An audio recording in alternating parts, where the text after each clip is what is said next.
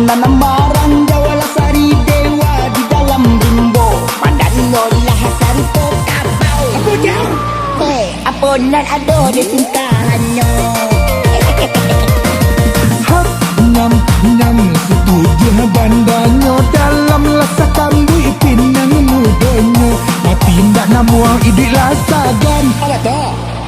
Lesu ketek kadang kapal lo.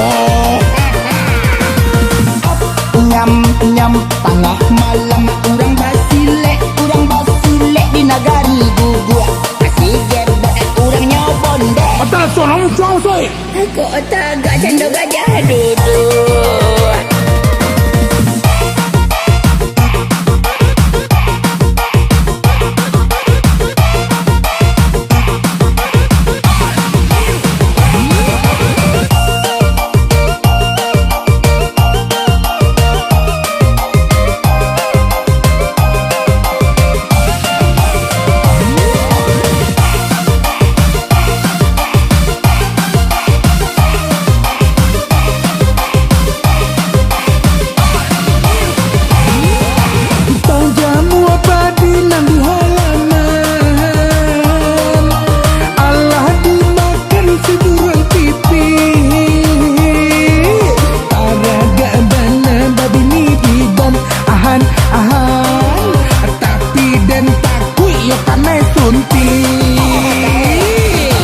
Durian ada di kampung Teleng. Dibau urang nando padati. Pacarnya gebot urangnya kaliang. Hiang. Jika malam hanya nampak gigi. Nyam nyam karu atau marun pun lado biar ambo urang nyoga puak. Emang juga kuat ya? Tapi nampan tiang banyak pitihnya. Nyam buah lado si buah tomat elek urang tanam di Sanjorayo. Kok lai ado amak dan minat. Apa tu? Ambo alun adonan punya. Atu nak buntang di rumah tu siapa? Itu yang pertama. Aduh, Pingin nak dua lain. barang orang dah ada. Rencana lain duanya. Dua orang ada. Dua balik.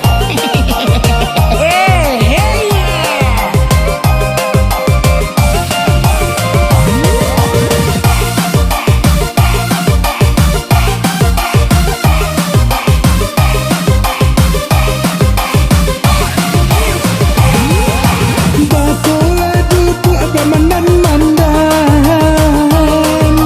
Coki di baba alah manyipan. Lahabung pitih dak ada jaran.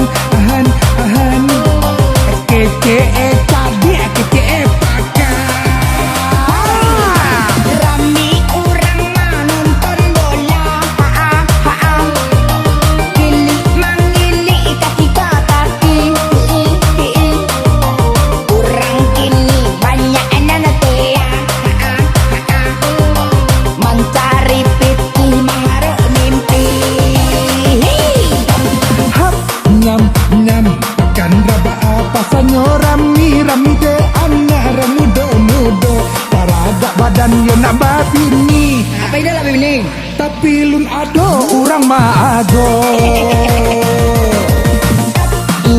Nyam baranti ojek di simpang ampe membawa urang ke sungai Tanang.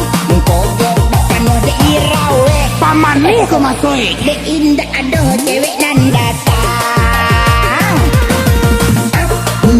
Nyam lagu ko bagurau saja jika tak singgung sama rabo. Amo cukupkan sampai di situ.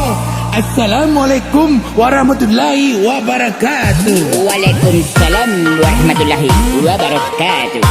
Aku menjawab.